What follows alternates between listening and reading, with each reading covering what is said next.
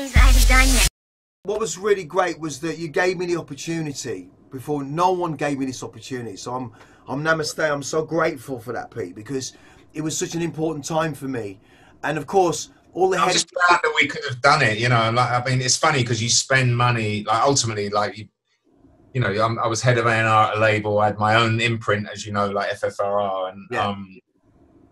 you know, I guess from a kind of art perspective, occasionally you do get to put something amazing in the gallery that, you know, it doesn't just make money, but actually it's like it counts for something, you know. And I think that's all you ever hope for running a label, and looking back, you know, that you actually put out a few records that move the needle and matter over a course of 20, 30 years, you know.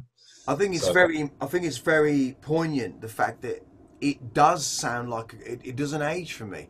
It's in its own time capsule, that record. And I mean, listening to it was a very emotional. No, I don't listen to it often. I don't really listen to my own music like I do. You know, like you do. I listen to lots of. I still listen to old soul. I still listen to my old jazz. I'm Matheny on loop. But I think that's really the thing about it. That when you listen to it now, it just sounds normal, so to speak. I thought listening to it today that you and me just sounded unbelievable. And I think Adrift, funny enough, which I see is credit. It's funny, the credits we used to run. It actually says mixed by Rob Playford, even though he's the producer. But with you, and then Jar and the Seventh Seal. I'd forgotten that one as well. Is Dillinger still around? Is he? Do you ever Carl is still around. He's as infamous as ever. I signed him because of you as well. Like, so do you remember we actually did a deal with him as well through Metal? I know, but here's the thing with Carl. I always said that, Carl, you got to do what we do with Platinum Breaks. We can license it to London, but don't sign, because I think the pressure of him doing an album was that, you know, obviously he wasn't in that situation, but he did an album of bangers, and they're still classics. I mean, the Cybertron album is a classic. If you were to send something in a space shuttle and say, this is dance floor music, drum and bass music, you'd send that. If you want to say, let's send a concept album, you'd send Timeless. I mean, you know, as the decoy. I always remember he was your, like, you always told me he was like he was your heavyweight boxer, like your secret weapon. He was like, he was a weapon. I mean, he still is. I mean, he's just kind of, I think with Carl, he was one of those guys, and when he decided to step out of the ring, it's like he don't want to make anything that's under par, and Carl's been like that for a while. And of course, in the same vein as Photek, and if he does something, it's all eyes on him. So of course, I think he's been very. He's just. I think his head wasn't in it for a while. But Rupert came out here, didn't he? I don't know if he's still. I think he must be still here in LA somewhere. Well, Dylan, you know he's here. No, Rupert, no, Photek. Oh, sorry. Yeah, I mean Rupert. I spoke to, because there's another thing I want to talk to you about, which has been kind of on the tail end of this, which you're going to be very happy about.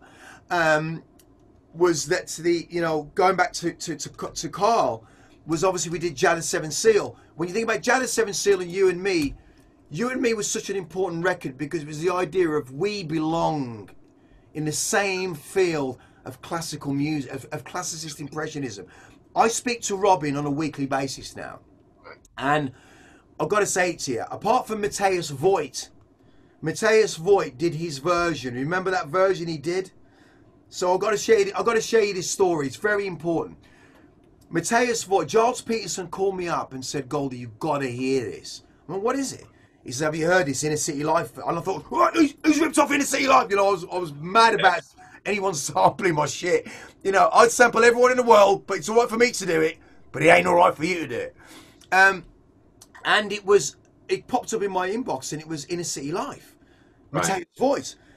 And I sat there, and I was going through my divorce. It was a crazy time, and I sat there literally in tears. It was probably, of all the mixes done that I knew I'd forced through, got these guys to try and do Inner City Life, that didn't quite do it the justice I thought it deserved. Yeah. Matthias Voigt in his little ensemble, jazz ensemble. Have you ever heard that version? I've never heard that. I'm just looking it up now. That's amazing. Matthias Voigt, Inner City Live, will have you in bits. And it is the best and most beautiful version of Inner City Live you've ever heard, because he just did it. And and this is the story. I said to Giles, who the hell's singing on it? He went, it's Jaleesa Anderson. I went, I'm not sure about her. He went, I was, have you got a number? He went, yeah, I'll send you a number. So I call this girl up, this woman, and she's in New Orleans. I went, excuse me, is that Jaleesa? She went, Yeah, I'm listening to Gillis Anderson. I went, yes, because Wow. this is Goldie. He went, Goldie, I've not spoken to you for so long. And I'm like, That Carlina Anderson's sister, was she, or something? it was a Yeah. daughter, I think, or a Right. sister. Yeah. And I called her up, and she like she knew me. And I went, yeah, I just want to. I span out a little bit. I went, I just want to say to you that it's the best version of Inner Yeah. City Life that I've heard. And she went, you don't remember? I went, what? She went, I was trying to get the gig, but Diane beat me to it. All right. That's so funny. And it was a mad. But here's the Going other. on, yeah, just going on his Facebook page. Yeah, 2014. Well, 10 years ago, he said. So, yeah, yeah. Yeah, and now here's the thing. Now here's the twist on it. God bless her soul, Diane. When Diane was in the hospital and I went to see her, I visited her first time, and it was sad. It was very sad. She was in the hospice, and it really got to me because this powerhouse of a woman, and I went to see her and just held her hand, and it was just she couldn't really speak, and the next day I went back again.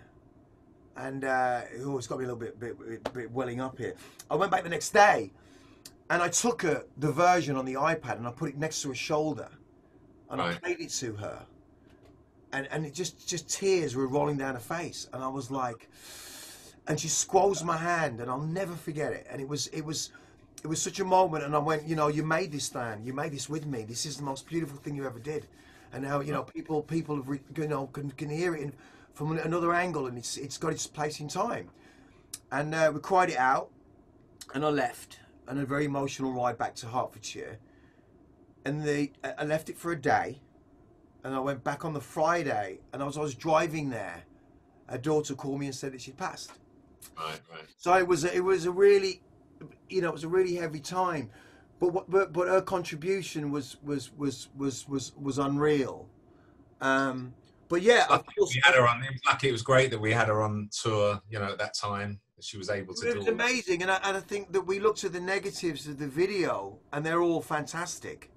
Right. You know, they've done a great job. You guys can stuff. You put it away well, Yeah. and we're gonna remaster the video and stuff as well. But how important it is when you think about what we've gone through from an Inner City Life point of view, and how that's been affected, and where we're at now in the world. Yeah, yeah. Is really But it's important. still a very poignant statement. I wish, I mean, this came up, with the whole Black Lives Matter thing. That's what I've been talking to a lot of people online about. Is just, wanting more of that music. The people, you want people to make more poignant music like this. Well, I mean, like you said, what you grew up on. I guess, the grime scene is doing it, but we haven't had it necessarily from the kind of house or techno scene, or even I don't know about the drum and bass scene, but No, but I also think that when you look at soul and funk, and you look at the storytelling, for me it was about timeless. Will always be the coming of age album, and about storytelling. And weirdly enough, Pete, I really got my shit together, believe it or not, and it was very. I mean, it was very autobiographical for you, and I think you came at it. Well, as I got to know you over the years, I can see, your kind of paint, your graffiti artist background. You come at making music like a painter, which is quite unusual. well, it's what I do, and